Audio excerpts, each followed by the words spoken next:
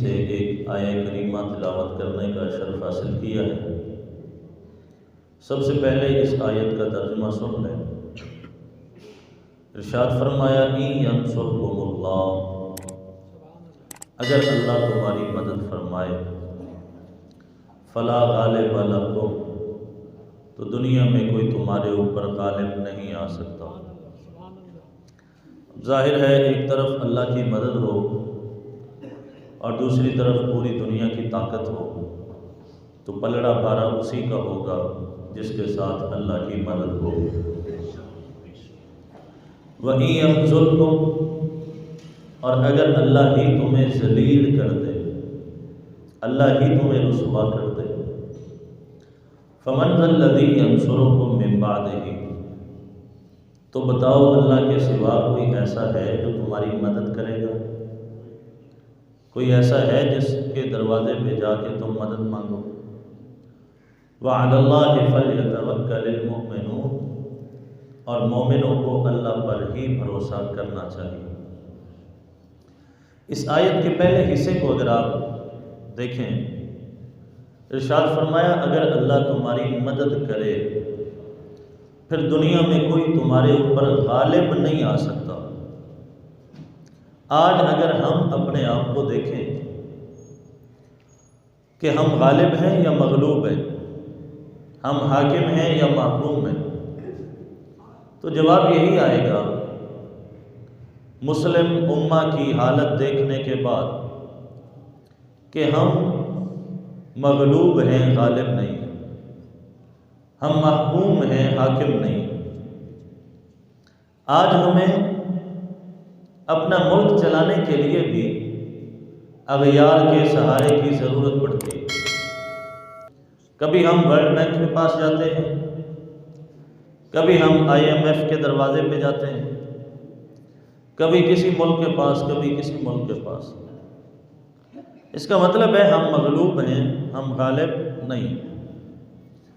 اور یہ بات آپ اس بات سے بھی اندازہ کر سکتے ہیں کہ جس طرح فلسطین میں مسلمانوں کے ساتھ جو کچھ ہو رہا ہے اور اسرائیل بڑی ڈٹائی کے ساتھ فلسطین کو ختم کرنے کے درپے ہے اور تسلسل کے ساتھ مسلمانوں کو شہید کیا جا رہا ہے، عورتیں، بچے، بوڑھے، ہسپتالوں کے اوپر بمباری کی جا رہی ہے، اور 57 اسلامی ممالک، ان کے نمائندے، ان کے لیڈران، کسی کو اتنی توفیق نہیں ہے کہ وہ سرکاری سطح پہ ان کا بائیکاٹ ہی کر دیں، یا کسی میں اتنی جرت نہیں ہے کہ وہ ان کی آنکھوں میں آنکھیں ڈال کے بات کریں۔ ہم سے تو اتنا نہ ہو سکا کہ سرکاری طور پہ ہم نے تو جو ان کی مصنوعات ہیں اس کا بائیکاٹ نہیں کیا۔ ان سارے حالات کو سامنے رکھ کے نتیجہ یہی نکلتا ہے کہ ہم مغلوب ہیں، ہم غالب نہیں ہیں، ہم محکوم ہیں، ہم حاکم نہیں ہیں۔ ادھر قرآن میں اللہ فرماتا ہے ان ینصرکم اللہ، اگر اللہ تمہاری مدد کرے، فلا غالب لکم، تو دنیا میں کوئی تمہارے اوپر غالب نہیں آ سکتا۔ آج اگر دنیا ہمارے اوپر غالب ہے تو اس کا مطلب یہ ہے کہ ہمیں اللہ کی مدد حاصل نہیں ہے، ہمارے ساتھ اللہ کی مدد نہیں۔ جب ہمارے ساتھ اللہ کی مدد ہوگی پھر دنیا میں کوئی ہمارے اوپر غالب نہیں آ سکے گا، پھر دنیا میں کوئی ہمارے جوڑ کا، ہمارے مقابلے کا نہیں ہوگا۔ اب یہ ایک بہت بڑا سوال ہے کہ ہم اللہ سے اس کی مدد حاصل کرنا چاہتے ہیں تو کیسے کر سکتے ہیں؟ اللہ سے اس کی مدد پانا چاہتے ہیں، کیسے پا سکتے ہیں؟ قرآن مجید میں اللہ تعالیٰ نے اسی عنوان کو مختلف مقامات پہ بیان کیا۔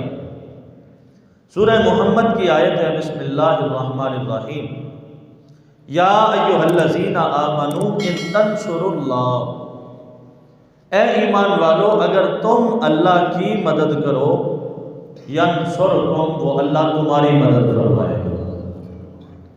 اب یہ ایک طریقہ ہو گیا اللہ سے اس کی مدد لینے کا۔ فرمایا کہ پہلے تم اللہ کی مدد کرو، پھر اللہ تمہاری مدد فرمائے گا۔ سورہ حج ہے، اللہ کا قرآن ہے، بسم اللہ الرحمن الرحیم، لا ینصرن اللہ، ضرور اللہ مدد فرماتا ہے۔ یا اللہ کس کی؟ فرمایا من ینصرہ، جو اللہ کی مدد کرتا ہے۔ اب یہ آیت بھی ہمیں کہہ رہی ہے اگر تم چاہتے ہو کہ اللہ تمہاری مدد کرے، اس کے لیے لازم ہے کہ پہلے تم اللہ کی مدد کرو۔ پارہ نمبر 28 سورہ صف، اللہ کا قرآن، بسم اللہ الرحمن الرحیم، یا ایھا الذین آمنوا کونوا انصار اللہ، اے ایمان والو تم اللہ کے مددگار بن جاؤ، اللہ کی مدد کرنے والے بن جاؤ۔ اب یہ وہ قرآن مجید کے مختلف مقامات تھے جس میں اللہ فرما رہا ہے کہ تم اللہ کی مدد کرو، پھر اللہ تمہاری مدد کرے گا۔ اب انسان ہونے کے ناطے ذہن میں سوال پیدا ہوا کہ ہم اللہ کے کمزور بندے، ہم اللہ کے عاجز بندے، ہم اللہ کی مدد کیسے کر سکتے ہیں؟ ہمارا کوئی مسلمان بھائی کوئی بھوکا ہو، اسے کھانا کھلانا یہ اس کی مدد ہے، کوئی پیاسا ہو اسے پانی پلا دینا یہ اس کی مدد ہے، کوئی بے لباس ہو اسے لباس دینا یہ اس کی مدد ہے، کوئی محتاج ہے، ضرورت مند ہے، اس کی ضرورت کو پورا کرنا یہ اس کی مدد ہے۔ اللہ کھانے سے پاک، اللہ پینے سے پاک، اللہ لباس سے پاک، اللہ محتاجی سے پاک۔ میرا مالک ہم تیری مدد کرنا چاہتے ہیں، لیکن مدد کرنے کا طریقہ کیا ہے؟ ہم تیری مدد کیسے کر سکتے ہیں؟ آواز خدا آتی ہے، اے بندو اگر تم خدا کی مدد کرنا چاہتے ہو نا تو پھر خدا کے دین کی مدد کرو۔ جو بندہ خدا کے دین کی مدد کرتا ہے وہ خود خدا کی مدد کرتا ہے۔ یہ اللہ سے اس کی مدد لینے کا طریقہ ہے، پہلے تم اللہ کے دین کی مدد کرو، پھر اللہ تمہاری مدد فرمائے گا۔ پارہ نمبر 9 میں یہی لفظ نبی پاک صلی اللہ علیہ وآلہ وسلم کے لیے بھی استعمال ہوا۔ اللہ فرماتا ہے وَنَصَرُوهُ، اس نبی کی مدد کرو جو تمہاری طرف بھیجا ہے۔ اب یہاں ہمیں حکم دیا جا رہا ہے کہ نبی کی مدد کرو۔ ہم نبی کی مدد کیسے کر سکتے ہیں؟ ہم نبی کی مدد کرنا چاہیں تو اس کا طریقہ کیا ہے؟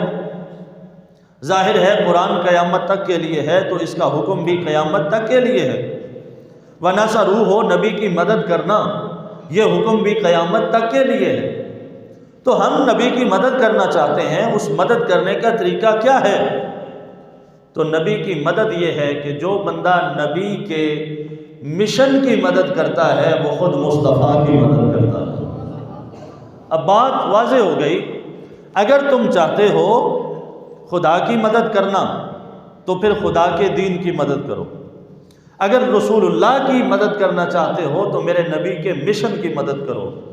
جو بندہ دین خدا کی مدد کرتا ہے وہ خود خدا کی مدد کرتا ہے، اور جو بندہ مشن مصطفیٰ کی مدد کرتا ہے وہ خود مصطفیٰ کی مدد کرتا ہے۔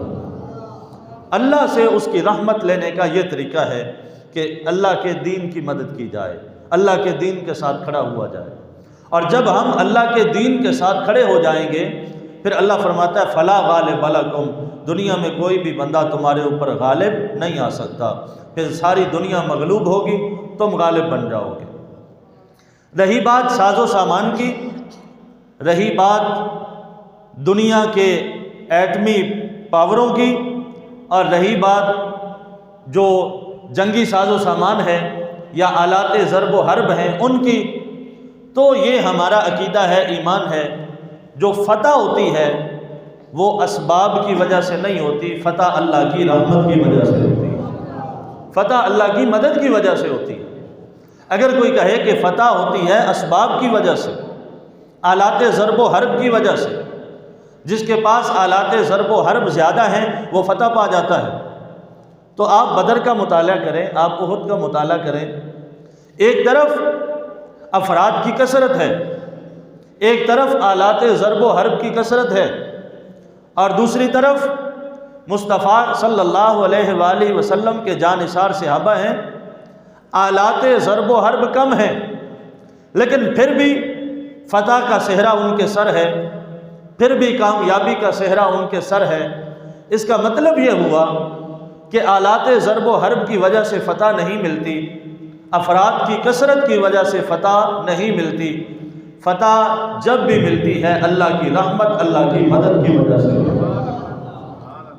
اگر تم اللہ کے دین کے ساتھ کھڑے ہو جاؤ پھر اللہ تمہاری مدد فرمائے گا۔ یہ ایک سبب ہے اس امت کے زوال کا، یہ ایک سبب ہے اس امت کی پستی کا۔ جیسے یہ امت دین سے دور ہو گئی، خدا رسول کے دین کو چھوڑ کے الگ ہو گئی، تب سے اللہ پاک نے اس قوم کے اوپر زوال کو مسلط فرما دیا، پستی کو مسلط کر دیا۔ دوسرا سبب اللہ کا قرآن، بسم اللہ الرحمن الرحیم، یا ایھا الذین آمنوا اتقوا اللہ، اے ایمان والو اللہ سے ڈرو۔ یہ اس آیت کا پہلا حکم۔ وابتغوا الیہ الوسیلہ، اللہ تک پہنچنے کا کوئی وسیلہ تلاش کرو، یہ اس آیا کا دوسرا حکم۔ عبادات ہیں، معاملات ہیں، فرائض کے ذریعے، نوافل کے ذریعے، اللہ کے بندوں کے ذریعے، اولیاء اللہ کے ذریعے تم اللہ تک پہنچنے کا کوئی نہ کوئی وسیلہ تلاش کرو، یہ اس آیت کا دوسرا حکم۔ تیسرا حکم، وجاہدوا فی سبیلہ، اللہ کی راہ میں جہاد کرو۔ اب دیکھیے تینوں حکم، تین کام کرنے کا اللہ نے ہمیں حکم دیا اس آیت میں۔ پہلا حکم ہے اللہ سے ڈرنے کا، دوسرا حکم ہے اللہ کی بارگاہ تک پہنچنے کا کوئی وسیلہ، کوئی ذریعہ تلاش کرو، تیسرا حکم ہے وجاہدوا فی سبیلہ، اللہ کی راہ میں جہاد کرو۔ یہ تین کام کرنے کے بعد انعام کیا ہے؟ فرمایا لعلکم تفلحون، جب تم یہ تین کام کرو گے اللہ تمہیں کامیابی عطا فرما دے گا، تمہیں فلاح مل جائے گی۔ اب قرآن کے یہ لفظ ہیں، اگر ایمان والی قوم فلاح پانا چاہتی ہے تو فلاح کا ایک رستہ جاہدوا فی سبیلہ ہی، اللہ کی راہ میں جہاد کرنا بھی ہے۔ یہ قوم، یہ امت اگر فلاح پائے گی تو جہاد کے ساتھ فلاح پائے گی، اور یہ میرے مالک کا سچا فرمان ہے۔ قرآن میں آ گیا، زمین پھٹ سکتی ہے، آسمان ریزہ ریزہ ہو سکتا ہے، قرآن کا ایک لفظ بھی جھوٹا نہیں ہو سکتا۔ بدلے گا زمانہ لاکھ مگر قرآن نہ بدلا جائے گا، ہے قول محمد قول خدا فرمان نہ بدلا جائے گا۔ جب قرآن نے کہہ دیا کہ تمہاری فلاح کا رستہ جہاد میں ہے، تو پھر جب سے یہ امت جہاد سے دور ہو گئی نا، تب سے یہ امت کامیابی سے دور ہو گئی، فلاح سے دور ہو گئی، یہ امت عروج سے دور ہو گئی۔ آج ہماری پستی کی، ہماری ذلت کی ایک وجہ یہ بھی ہے، جہاد اس قوم کو ایسے لگتا ہے یہ کوئی نیا ہی سبجیکٹ ہے، نیا ہی عنوان ہے، پتہ نہیں یہ کیا ہے کیا نہیں ہے۔ یعنی مغرب نے اس قدر ہمارے ذہنوں کو خراب کر دیا۔ ارکان اسلام میں سے ایک رکن ہے جہاد، اللہ رسول کے احکامات میں سے ایک حکم ہے جہاد، اور قوم کو یہ لگتا ہے کہ شاید یہ کوئی دہشت گردی کی بات ہو رہی ہے، شاید یہ کوئی معاذ اللہ پتہ نہیں کوئی ظلم کی بات ہو رہی ہے، کوئی تشدد کی بات ہو رہی ہے۔ پارہ نمبر 11 کا مطالعہ کریں، سورہ التوبہ ہے، اللہ کا سچا قرآن ہے۔ بسم اللہ الرحمن الرحیم، قرآن سے پیار کرنے والے سبحان اللہ کہو ذرا۔ ان اللہ اشتری من المؤمنین، اللہ نے سودا کر لیا ہے مومنین سے، انفسہم و اموالہم، ان کی جانوں کے ساتھ اور ان کے مالوں کے ساتھ۔ یہ اللہ کا سودا ہے بندہ مومن سے۔ اللہ فرما رہا ہے کہ ہم نے بندہ مومن سے اس کی جان بھی لے لی، اس کا مال بھی لے لیا ہے۔ بندہ مومن نہ اپنی جان کا مالک ہے نہ اپنے مال کا مالک ہے، یہ وہ اللہ کو دے چکا ہے۔ یا اللہ ہم تجھے اپنی جان دیں، ہم تجھے اپنا مال دیں، بدلے میں ہمیں کیا ملے گا؟ فرمایا بِأَنَّا لَهُمُ الْجَنَّةَ، جب تم اپنی جان اور اپنا مال مجھے دے دو گے میں اپنی جنت تمہارے حوالے کر دوں گا۔ یہ تمہارا اللہ کے ساتھ سودا ہو چکا ہے۔ اب اس آیت میں کہا گیا کہ یہ سودا ہے ان اللہ اشتری من المؤمنین، یہ سودا اللہ نے کیا ہے مومنین کے ساتھ۔ یہ آیت ہمارے ذہنوں میں ایک سوال چھوڑ کے جا رہی ہے، وہ سوال یہ ہے اللہ کا سودا ہے مومنین کے ساتھ، تو میرے مالک یہاں تو ہر بندے کا دعویٰ ہے کہ وہ مومن ہے، ہر بندے کی زبان پر ہے کہ وہ مومن ہے۔ ہمیں کیسے پتہ چلے گا کہ مومن کون ہے؟ مومن کے لیے کسوٹی کیا ہے، ترازو کیا ہے، اور مومن ہونے کا معیار کیا ہے؟ مومن ہونے کا پہلا معیار اللہ نے قرآن میں بیان کیا، فرمایا یقاتلون فی سبیل اللہ یقتلون فیقتلون۔ مومن وہ ہوتا ہے جس کو اللہ کی راہ میں مارنے سے بھی ڈر نہیں لگتا، مرنے سے بھی ڈر نہیں لگتا۔ یہ مومن کا معیار ہے، نہ وہ اللہ کی راہ میں مارنے سے ڈرتا ہے، نہ وہ اللہ کے رستے میں مرنے سے ڈرتا ہے۔ یہ مومن کا، یہ پہلی صفت ہے مومن کی جو اللہ پاک نے قرآن میں بیان فرمائی ہے۔ تو کیا ہوا اس قوم کو کہ جہاد کا نام لینا اور اللہ کی راہ میں قتال کا نام لینا، یہ اس قوم کے نرم اور نازک مزاج کے اوپر یہ بات کیوں گراں گزرتی ہے؟ یہ میرے رب کا حکم ہے، رب کے رسول کا حکم ہے صلی اللہ علیہ وسلم۔ ہم میں سے کوئی ایسا ہے جو یہ کہے کہ جو میری طبیعت ہے وہ معاذ اللہ نبی علیہ السلام کی طبیعت سے زیادہ نازک ہے؟ نبی علیہ السلام سب سے زیادہ نفیس اور نازک مزاج والے، اور میرے نبی غزوات میں تشریف لے گئے، جہاد کرنے کے لیے خود رسول اللہ تشریف لے گئے۔ اور یہ بھی میرے نبی کا فرمان ہے، ذہن نشین کر لیں، فرمایا والجہاد خلقی، جہاد کرنا میں مصطفیٰ کا اخلاق ہے۔ جہاد کو دہشت گردی سے تعبیر کرنے والوں اور جہاد کو تشدد کا نام دینے والوں، خود میرے نبی فرما رہے ہیں کہ جہاد کرنا میں مصطفیٰ کا اخلاق ہے۔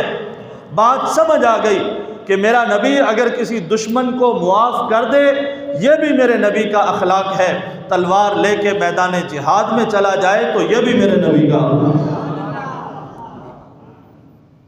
دوسرا سبب اس قوم کی ذلت کا، دوسرا سبب اس قوم کی رسوائی کا، علامہ محمد اقبال رحمۃ اللہ تعالی علیہ آپ فرماتے ہیں شب پیش خدا بگریستم زار مسلمانہ چرازارند و خارند۔ کہتا ہے ایک رات میں اللہ کی بارگاہ میں بڑا رویا، بڑا گڑ گڑایا، رو رو کے اللہ کی بارگاہ سے ایک سوال کیا، یا اللہ مسلمانہ چرازارند و خارند، یہ مسلمان ذلیل و رسوا کیوں ہو گئے؟ یہ تو عروج کی قوم تھی، پستیوں میں کیسے چلی گئی؟ بلندیوں کی قوم تھی، میرا اللہ یہ کیسے چلی گئی؟ پستیوں میں کیوں دھکیل دیا گیا اس قوم کو؟ کہتا ہے ندا آمد تو نمی دانی کے ای قوم، آواز خدا آئی اقبال تو نہیں جانتا، یہ وہ قوم ہے دل دارند و محبوب نہ دارند، ان کے پاس دل تو ہے دل میں اللہ کا محبوب نہیں ہے۔ اور میں یہ دل تو اٹھائے پھرتے ہیں لیکن اس دل میں محبوب خدا کی محبت کوئی نہیں ہے۔